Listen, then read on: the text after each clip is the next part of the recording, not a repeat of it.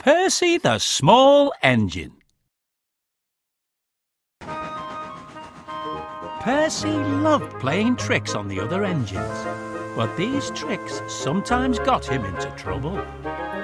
One morning he was being very cheeky indeed. "Beep, beep! Hurry up!" he whistled to Gordon. "Your express train's ready." Gordon thought he was late and came puffing out. But when he looked around, there was only a train of dirty coal trucks. "Ha ha!" laughed Percy. But Gordon didn't think it was funny at all. Next, it was James's turn. Percy told James to stay in the shed because the Fat Controller was coming to see him. James was a very proud engine and thought the Fat Controller must want him to pull a special train. He stayed in the shed all day, and nothing his driver could do would make him move. The other engines were very annoyed. They had to do James's work as well as their own.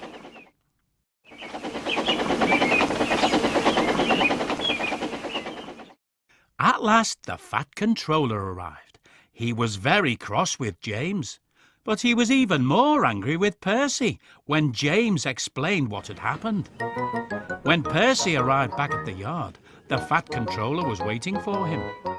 "You shouldn't waste time playing silly tricks, Percy," shouted the Fat Controller. "You should be a useful engine." Later that week, Thomas brought the Sunday school children to the beach. He asked Percy if he could help take them home for him. Percy thought that it sounded like very hard work, but he promised Thomas he would help.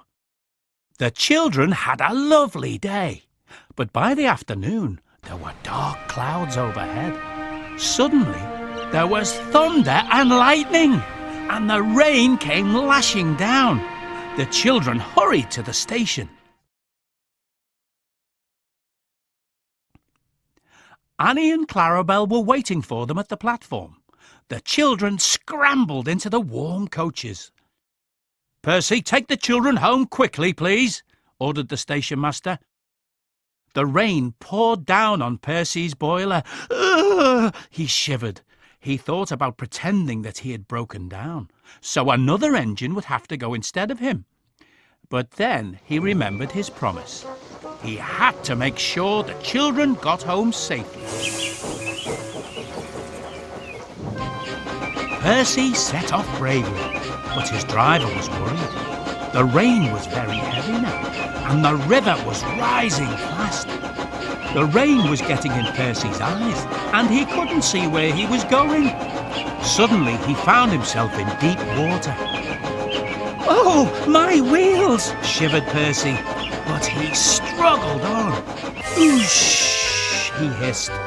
The rain was beginning to put his fire out. Percy's driver decided to stop the train in a cut. The guard went to find a telephone. He returned looking very worried. "We couldn't go back if we wanted to," he said.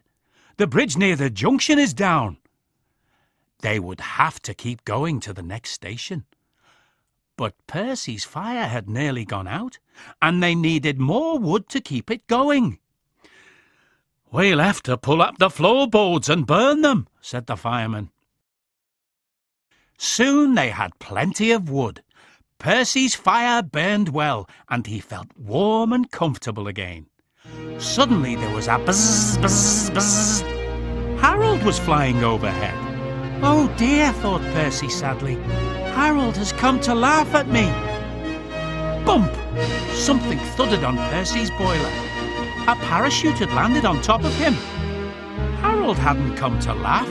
He was dropping hot drinks for everyone. Everyone had some hot cocoa and felt much better. Percy had gotten some steam up now. "Beep, beep! Thank you, Harold!" he whistled. "Come on, let's go!" As Percy started to move, the water began to creep up and up and up. It began to put his fire out again. "Ooh, shh!" shivered Percy. Percy was losing steam, but he bravely kept going. "I promise, Thomas," he panted. "I must do it. I must. Percy made a last great effort and cleared the flood. "3 cheers for Percy!" called the vicar, and the children cheered as loudly as they could. Harold arrived with the Fat Controller. "Harold told me you were splendid, Percy," said the Fat Controller. "He says he can beat you at some things, but not at being a submarine. I don't know what you've both been doing, but I do know that you're a really useful engine."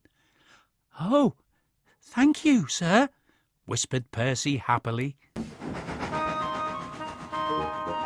The news of Percy's adventure soon got back to the station. Gordon and James heard all about how Percy had kept his promise and travelled through the terrible storm to bring the children home safely. They both thought he was very brave and forgave him for all his tricks. Percy realised that although playing tricks could be fun, it was much more important to be a really useful engine.